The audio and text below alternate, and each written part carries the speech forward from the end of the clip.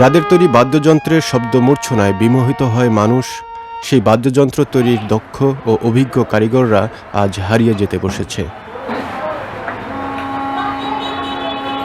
একসময় নওগাঁয় ছিল ছোট বড় মিলিয়ে প্রায় 15টি বাদ্যযন্ত্র তৈরির দোকান।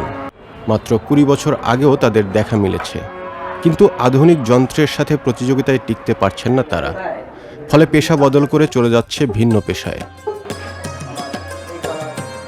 এখন নওগাঁ শহরে টিকে আছে মাত্র 2টি বাদ্যযন্ত্রের দোকান, অথচ একজন শিল্পীর হাতেখড়ি হয় হারমোনিয়াম আর তবলার মাধ্যমে।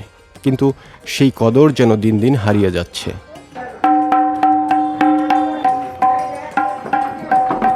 এখন বাদ্যযন্ত্রের কারিগররা জীবন জীবিকার তাগিদে তাদের পূর্বপুরুষদের পেশা ছাড়তে বাধ্য হচ্ছেন।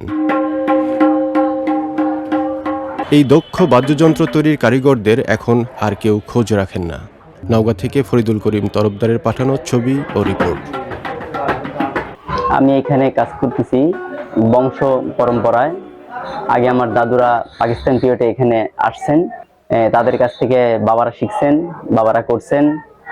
এখন এই যে আমরা করতেছি। আগে তো আমাদের অনেকগুলো বিশাল বড় দোকান ছিল, রাত দিন 24 ঘন্টা কাজ হতো, সবাই এসে দিন রাত জেগে কাজ করে ডেলিভারি নিয়ে যেত। কিন্তু এখন আর ওই ধরনের প্রচলন নাই।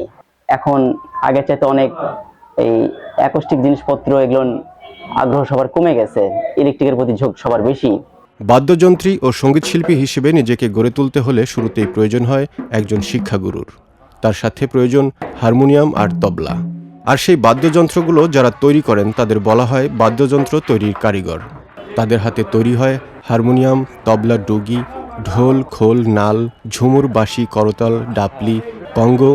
এই বাদ্যযন্ত্রগুলো বাজিয়ে অনেক শিল্পী নাম কুড়িয়ে হয়ে যান বিখ্যাত। আর সেই বাদ্যযন্ত্রগুলো যারা তৈরি করেন তাদের বলা হয় বাদ্যযন্ত্র তৈরির কারিগর।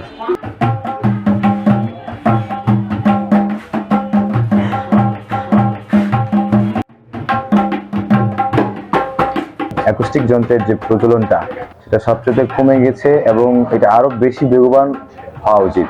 আমরা যদি এটাকে আমরা আধুনিকের সাথে যদি তাল মিলায় যদি ব্যবহার করে ওর সাথে সামঞ্জস্য করে যদি এনাকে সামনে নিয়ে যেতে পারি, অবশ্যই এটা সামনে খুব বড় একটা দিক হবে আর কি।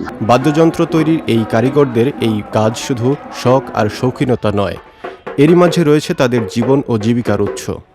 এই দক্ষ গুণী বাদ্যযন্ত্র তৈরির কারিগরদের রক্ষা করতে হলে প্রয়োজন পৃষ্ঠপোষকতা। আমাদের যে সংস্কৃতির মূল জায়গা, এর নেপথ্যের একদম শুরুটা কিন্তু তাদের হাত থেকে হয় এবং এই পেশাগুলো অনন্য বৈশিষ্ট্য সম্পন্ন। একই সাথে এই পেশাগুলো খুব সংকটাপন্ন অবস্থায় আছে। আমাদের সমাজের সর্বস্তরের মানুষের এইসব মানুষগুলোর পাশে দাঁড়ানো একান্তভাবে প্রয়োজন।